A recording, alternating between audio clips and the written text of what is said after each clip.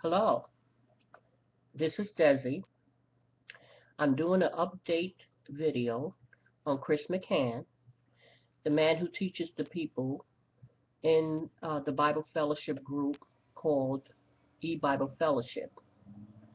They are presently posting updated teachings on YouTube every few days, and Chris McCann runs a Sunday Facebook question and answer program, and he runs another online question and answer program 2 times a week, and a 24-hour online scheduled broadcast. And he teaches about 6 times a week as well. The group's new teachings that are being developed by Chris McCann has alienated him not only from the churches. These cultic teachings of his has managed to alienate him from Harold Camping and a number of other associated teachers that McCann has worked with. Not only does McCann have a new 2015 very probable last day of Earth's existence date, but he is emphatic that God's salvation program has come to an end and that God will never save anyone ever again. Speaking of the Bible, McCann says that the context matters. It matters according to how well McCann so-called biblically applies that Bible context to his biblically applied other contexts. For instance, on October 13, 2013, a man questioned McCann about Revelations chapter 2, verse 10 on their Facebook question and answer program. McCann told the man that the number 10 days cannot be biblically applied to the timeline of 10,000 days of judgment.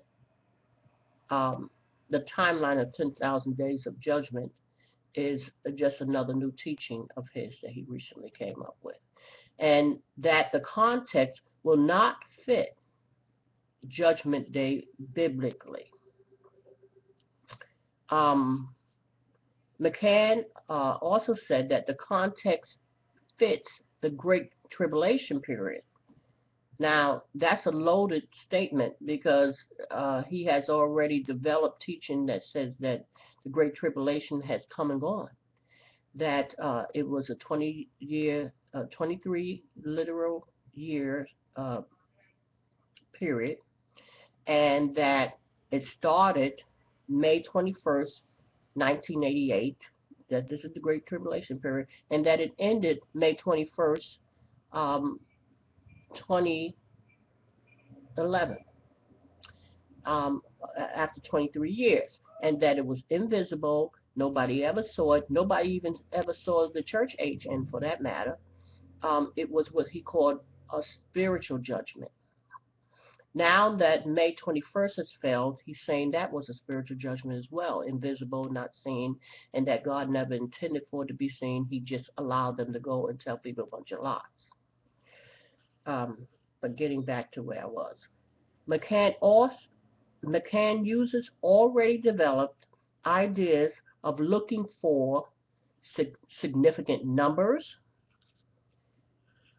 and words and phrases that have invisible, spiritual, gospel, typifying, figurative, and biblical language meanings, and ever-changing patterns meanings. And now that May 21st, 2011 has failed, that judgment date has failed and has passed, McCann is requiring Bible verses to fit into the further information that he says that God is presently revealing as a result of what McCann calls the superior advantage and hindsight of living on the earth in the day of judgment. In other words, of living on the earth now. I'm going to leave some posts, some messages.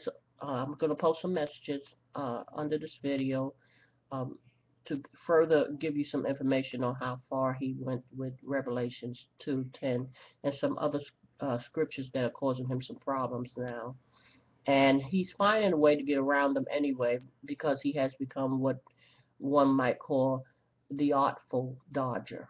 He's very good at this, getting getting away with not taking responsibility for the lies that he tells.